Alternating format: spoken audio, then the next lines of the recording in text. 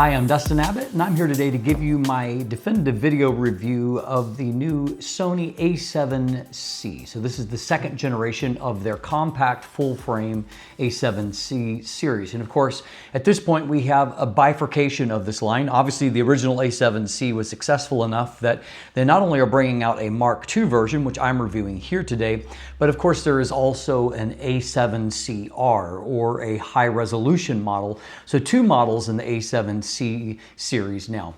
The original a7C was essentially a matchup taking the full-frame Sony a7 III's internals, and that included the autofocus system and the sensor, things like that, but then porting that over and miniaturizing it into a smaller APS-C style body, like say the a6600. And the combination was a very compact full-frame camera that allowed for a lot of people whose vision of mirrorless was to be as small and light as possible. It allowed them to achieve that while still getting a great performance from the sensor. The a7C Mark II takes that to the next level, in that we have a similar style body with some minor modifications and improvements, but now we have the internals of an a7 IV, with its 33 megapixel sensor. Along with that, we have got a host of other improvements, including superior autofocus, superior image stabilization, superior video specs, though all of that does come at a price. The new a7C cost $2,200 US, which is about a $400 premium over where the original Sony a7C debuted. So is it worth the additional money or worth the upgrade from the original a7C? Well, we're going to dive into that in detail right after a word from our sponsor. Today's episode is brought to you by Fantom Wallet, the minimalist modern wallet that is now even better with the new Fantom X that is crafted from aluminum right here in Canada. It is 22% smaller and 35% lighter, while still making it easy to access your cards and money when you need them, thanks to their unique fanning mechanism. You could even customize your wallet due to its modular design, with accessories like a money clip, cash holder, ID display, and even Chipolo and AirTag tracking integration. Visit store.fantomwallet.com to check out their unique sizes, styles, and finishes that span from aluminum to wood to carbon fiber, and use code DUSTIN15 for 15% off when you're ready to check out. In preparation for this review, I looked back at my original review of the a7C from 3 years ago.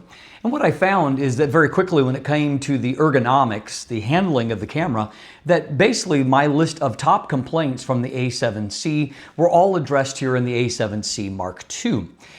And they managed to do that without growing the camera. And that's really impressive considering that the overall imperative here is to have a compact camera.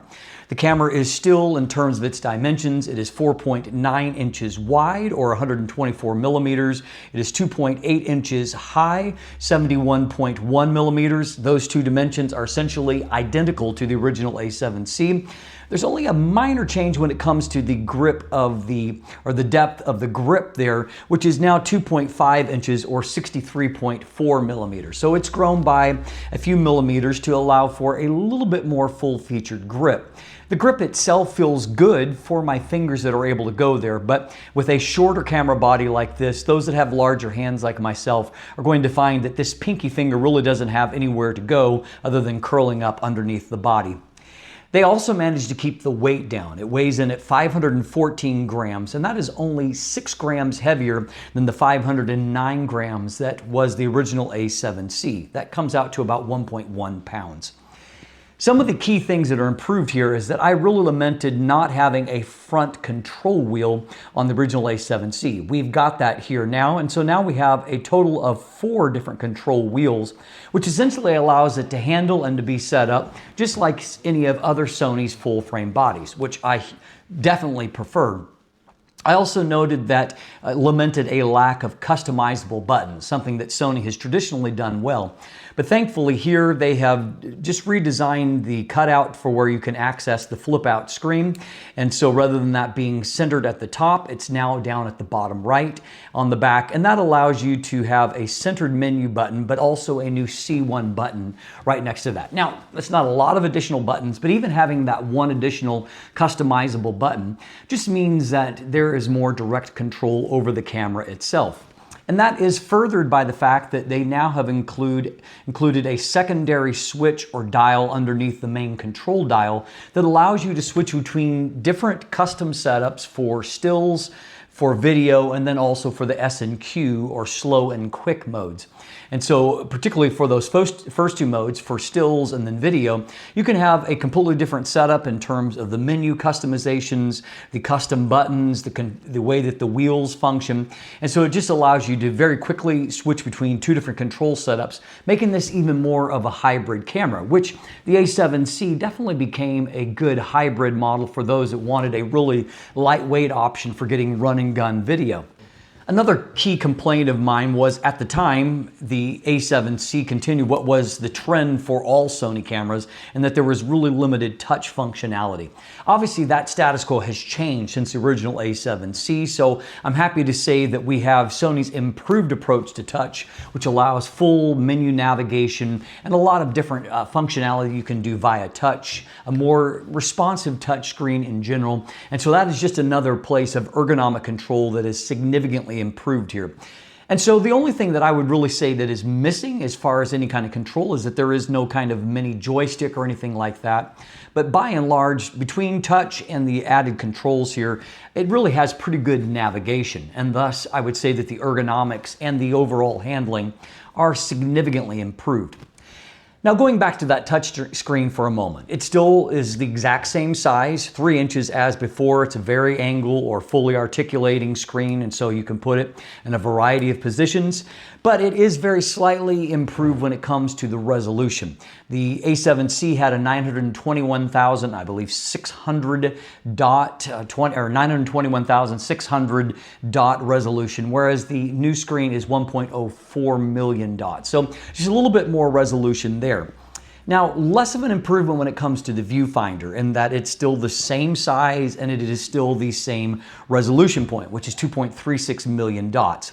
There are some minor improvements that are there, and that is that you have the ability to access a faster refresh rate up to 120 hertz. The actual magnification of the viewfinder, even though the viewfinder itself is still the same size, it does have a little bit of a higher magnification.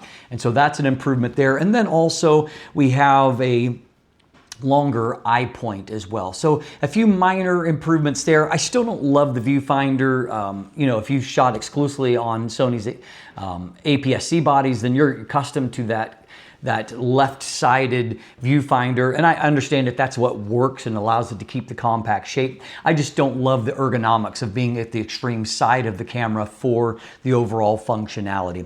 And so still probably not my favorite part of the design, but there is at least some minor improvements that have happened there. Now, over on the left side is where all of the ports are, and we have all of the basic same things. We have a USB-C port, we have a microphone jack, we have a headphone monitoring, and we have a micro HDMI along with a single SD card slot. So all the same bits there, but just a slight bit of reorganization with the USB-C port moved up to the top to share with the microphone input there. On the note of microphones, the hot shoe continues to be Sony's multi-interface, and so there are a variety of different microphones that make use of that, and so you can collect digital audio through that hot shoe or that multi-interface. As noted, we continue to have a single SD card slot here, and I do appreciate the fact that it's on the side rather than down in the battery door like some of the APS-C bodies. That's an improvement. However, sticking with just a single UHS-2 or UHS-2 compatible SD card means that that is going to be a bottleneck in terms of the capture speed, and we're going to see in just a moment that that does have a downside with an increased resolution in this particular camera. The other thing that I will point to as a negative, particularly since this is a more enhanced video capture body, is the fact that many dedicated video people would prefer to have a full-size HDMI port as opposed to the micro HDMI. There may not be room for that in a compact camera like this, but it is a flimsier connection point and it just feels a little bit more fragile. Likewise, we retain the same NP-FZ100 battery pack, which is Sony's common battery pack across basically all of its cameras at this point. However, because we have more processing, we have more resolution here, unfortunately, we have a lower rating for the battery life. Whereas the A7C was rated for up to 750 shots in that range, the A7C Mark II is just at 540 shots. So that is one downside to consider. You may be more likely to need an additional battery with this model. Now, one area of significant improvement is when it comes to the in-body image stabilization, or their IBIS system. Sony Steady Shot was rated at 5 stops of assistance on the A7C. On this new A7C Mark II, it's rated up to 7 stops, which is a pretty significant improvement. Also, we now have the active stabilization mode in video capture, and so you can get a little bit more stabilization when you're on the move. So obviously that is a great improvement that has dividends both for stills and for video.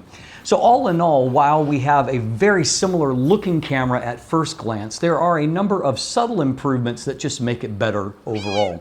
One thing that I did notice, just kind of as an aside, is that with the original A7C, they experimented with a different kind of grip pattern. And I noted that it looked cool, but it didn't offer actually as much grip.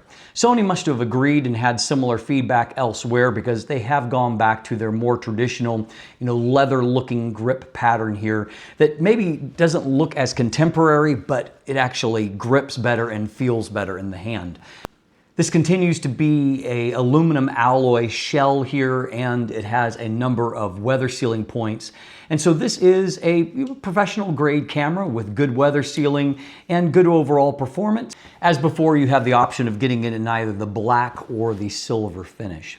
Also improved internally is the autofocus system. We have increased from 693 phase detect autofocus points to 759. Also improved is the total sensor coverage, with autofocus points from 93% to 94%, giving you just a little bit more room for tracking around the sensor. Low light sensitivity remains at a -4 exposure value, and I found that I was able to get good performance in focusing in very dim or low light conditions.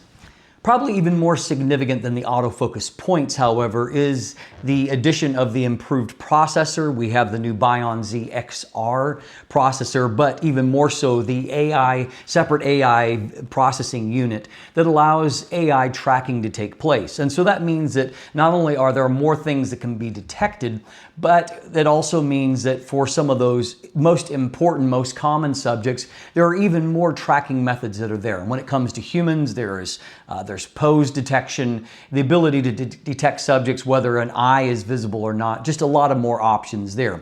So now we have the ability to track humans, animals, birds, insects, cars and trains, airplanes, all of those things. And this is not just for stills, but also all of that full-time AI tracking is done also for video as well. And I found that video AF is really fantastic with the camera.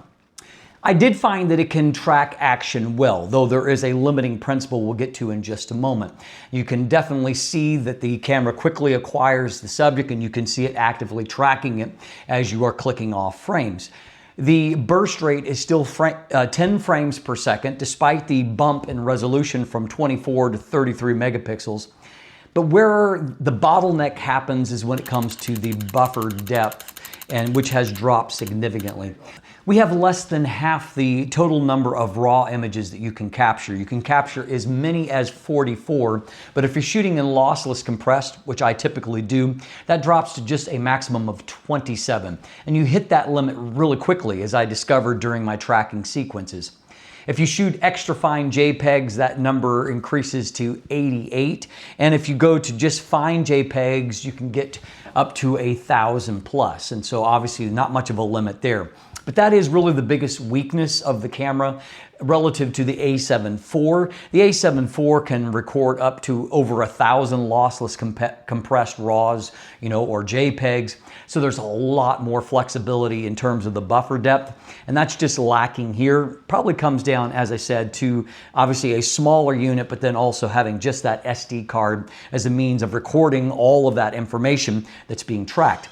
And so if you're looking for an actual action camera, something for shooting action, the A7 IV is still going to be a better choice than the A7C Mark II. A7C Mark II is really more about being compact, and it does a lot of things well, but it's definitely not as much of a specialist tool when it comes to action tracking. Outside of that, however, autofocus is fantastic, and I think most everyone is going to be happy with its performance. There are some core improvements to the video performance as well. Now there is no crop at 4K 30. Before we had, I believe, a 1.2 times crop at 4K 30. It could shoot 4K 24 and 25 without any kind of crop, but at 4K 30 there was a crop. And even then, there was some pixel binning that was taking place. Now we're getting not only the full frame, but we're also getting a full pixel readout, no pixel binning as a part of it. It's basically a downsampled 7K, and so it's giving you really, really great performance, great looking footage at 4K 30.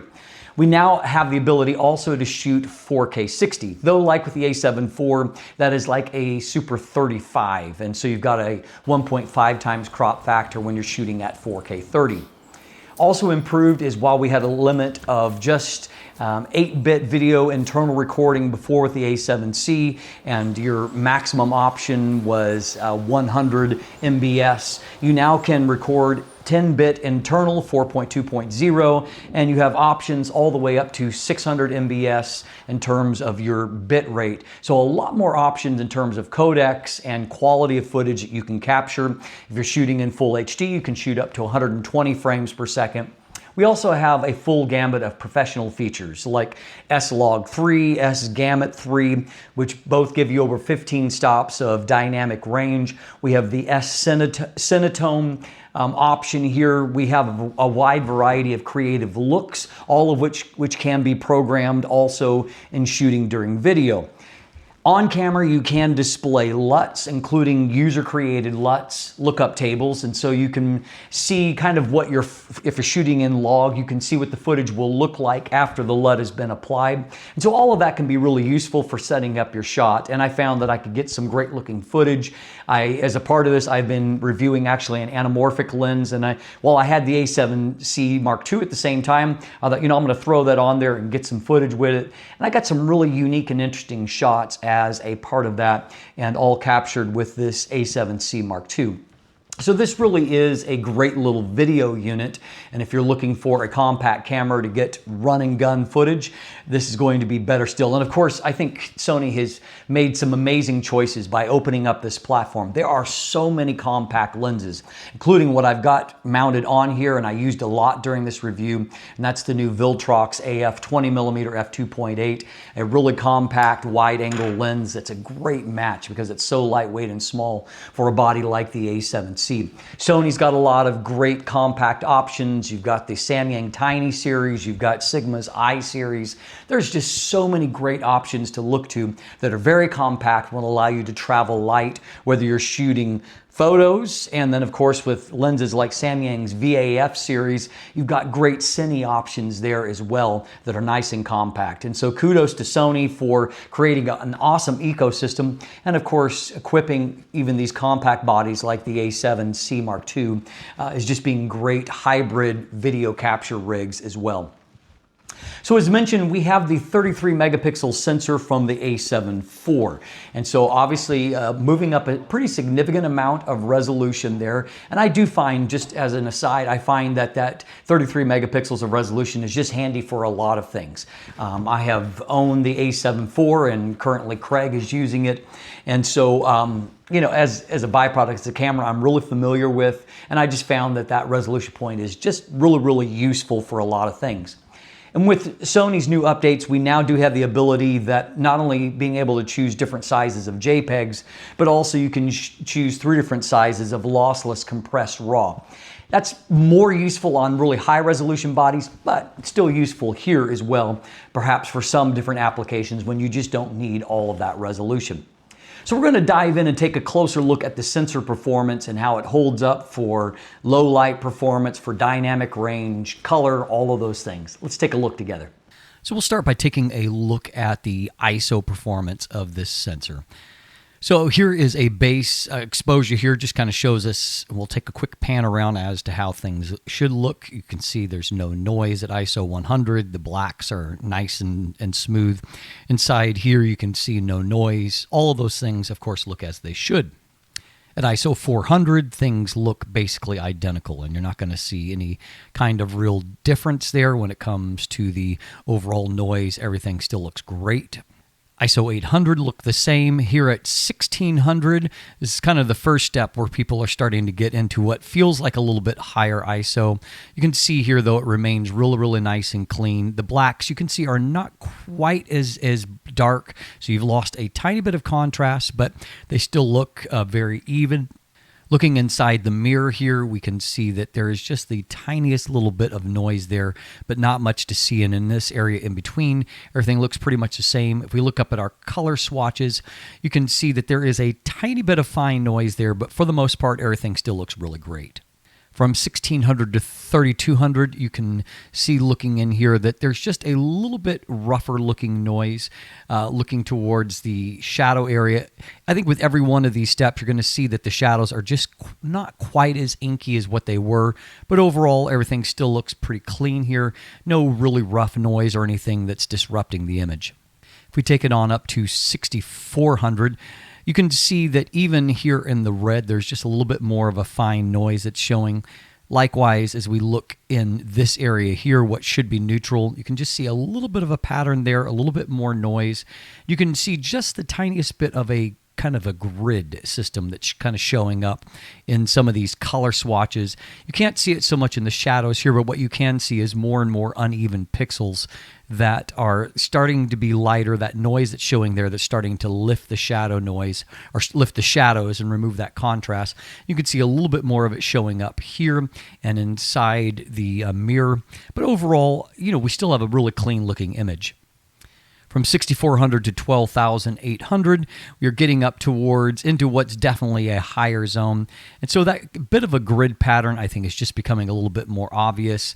A few more varied pixels of noise there that's raising those shadows further. Basically, all the same trends we've seen before are just getting a little bit more obvious here at ISO 12,800. We move on up to 25,600. You can see that all of that just continues. And you can see now that we're starting to get some uneven pixels even in there. And if we look over at the shadow information, you can just see a lot of just kind of speckle there of the noise pattern that is showing up. Likewise here, you can see more of that kind of grid look. And just the noise pattern in general is getting rougher and rougher. Now, the upper part of the natural limit is 51,200. And so we're now definitely in the range where you're starting to push the envelope. And so you can see that just show up in a lot of ways. Just definitely a lot more roughness to the noise here. You can see there's a little bit of, I would say, kind of a greenish discoloration that's taking place.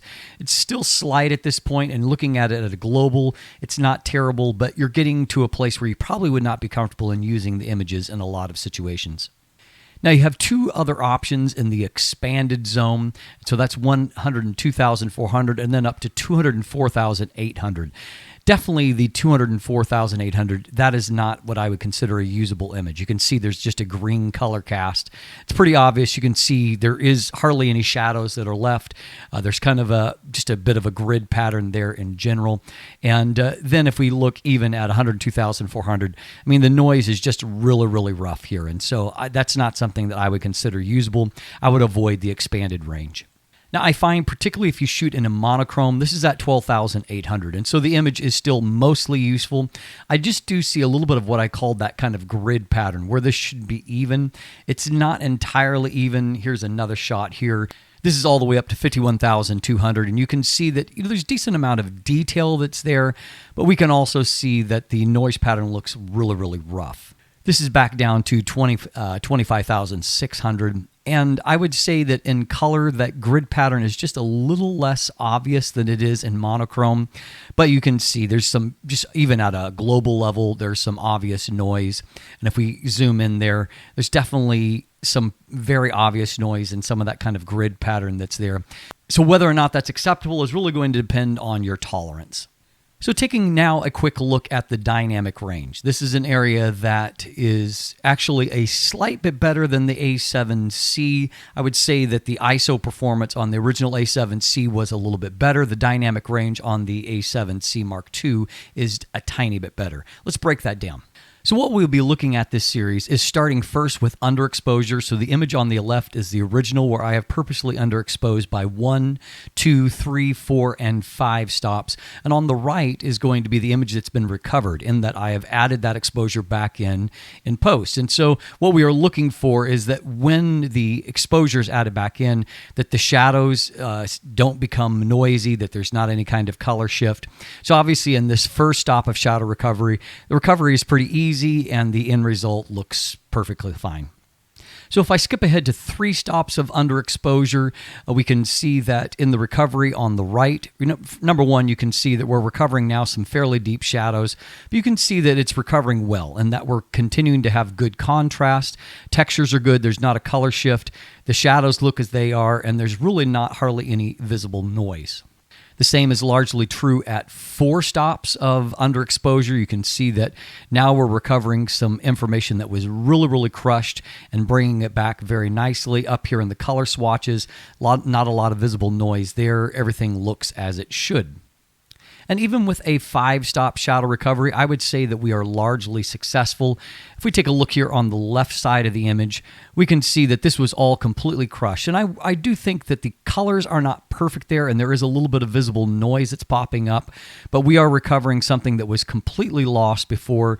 And if we look like in this area here, almost all of that strap was basically hardly not visible, and it has been recovered pretty nicely. I do think there's a little bit of a noise pattern here at 5 stops in the camera grip, a little bit of noise inside there, and once again we can see that there's some uneven pixels and maybe even a little bit of banding in the shadows, but for the most part we're able to recover that pretty well. Now if we swap to an overexposure, starting by 1, 2, 3, and 4 stops of overexposure, we can see that what we're looking is to see these blown out areas where textures are lost to be recovered. Also, when it comes to the color palette, so look carefully at that because we're wanting to get back to this proper color as much as possible. So with this first just 1 stop, we can see that everything is recovering just fine, no issue. Now with 2 stops of overexposure, we can see that there's a lot of stuff that is kind of blown out here. We've lost the color information on the timer.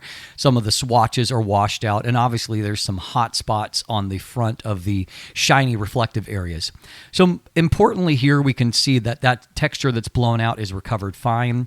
Also on the front of the SLR, we can see that some of the colors that were starting to get washed out are recovered nicely, and so all of that is being handled pretty well. On the timer face, everything is nice and even. The color is very consistent. Now, typically it is between 2 and 3 stops that most cameras fail on this test, and 3 stops is typically not usable. Now, we can see that there is fairly good dynamic range here in that we really haven't lost everything. So, for example, this area is recovered almost perfectly. On the top of the SLR here, there is a little bit of lost texture information, but for the most part, like over on this zone, it's been recovered. Everything's doing fairly well. We can see that at this point, if we look up in the color swatches, that on the left side, there are colors that have basically disappeared altogether, and we can see that they have come back pretty nicely there on the right side. So with just a few minor exceptions, I'll just take a look in here. You can see that our color is still pretty consistent. So overall, a good result there. Where we completely lose things is between 3 and 4 stops. So you can see the 4 stops is just blown out. You wouldn't ever be able to use that normally. And you can see that here on the right side, some of it's recovered, but it's not recovered in any kind of credible way. And so like the textures and colors on the front of the timer face, it doesn't look proper. Oh, there's all kinds of blown out textures that are just not recovered. Color swatches are reasonably good, but there's some colors that we had back before that we have lost. And the whole image just has somewhat of an unnatural quality. And so that is your limit. You can get up to about 3 stops, which is really good, but anything past that, you're going to have a breakdown. So, of course, that is at base ISO. So in this image, for example, I shot it at ISO 1600, and you don't have near the amount of dynamic range latitude when you shoot at higher ISOs. So for example, here you can see that I was able to pull open a lot of that shadow information. So that's great. But if we zoom in and we take a closer look, you can see that that recovery's come at a lot of cost. There's a lot of digital noise there. There's some color blotching and banding. And so it's not bad, but it's definitely, I wouldn't consider that to be usable. Now, Now, fortunately, there is a tool. It's not a fast tool, but even right here in Lightroom, there is a tool that helps with this noise. And so I ran it through that. And you can see that it comes at the cost of just a little bit of smoothing of some of these textures. But you can see it's a much more usable image. And in many cases, I would say that, that's probably going to work just fine for you in most situations. Just in fair warning, it took about 13 minutes to run that enhanced noise reduction in there. And so it's not something you'd want to use all the time. So finally, let's talk about color for a moment. And so you can see something that I think that Sony has always done well is when it comes to landscape colors. This is with the 35mm f1.4 G Master. Those colors look really, really beautiful. This is with that little Viltrox 20mm that I was talking about. And again, I think that the colors look really, really fantastic. This is with the Tamron 70 to 180mm G2 lens. And once again, those colors look really rich, nicely saturated, very natural. This is an out-of-camera JPEG that has not been modified at all. This is the area, however, where I think that Sony has gotten a lot better, and that's when it comes to skin tones. And so here you've got several different skin tones on screen. We can see if we take a closer look that even at higher ISO, this is 3200, I believe, you can see that the various skin textures look good and skin tones, everything looks natural. And one thing that Sony is doing really, really well is their auto white balance, which does really a very good job. So one final thing I want to quickly run through, and that is that Sony has updated their various creative profiles here for color. And so you can choose this in camera for JPEGs, but what I'm going to do here is that you have a simulation of all of those things in camera that Adobe has. So this is just using Adobe's basic color. But if I go down here, we have the matching. And so first is the FL. This just gives you a look at the different creative looks that Sony has. This is the IN profile. This is the NT profile. This is the camera PT profile. This is the SH. This is the ST. This is the VV, and then now there's also a VV2, which is a brighter version of that. And then, of course, there is some monochrome options. And so as a byproduct, you have a lot of different ways of approaching even in camera color. They're not as good as Fuji's film simulations, but obviously there are some updated and interesting options there that allow you to really shoot to a certain look right in camera. So color is an area where Sony continues to improve. And so in conclusion, we can see that we have another very strong sensor here, maybe not quite as good for low light as the original A7C, but for pretty much everything else, just a little bit better.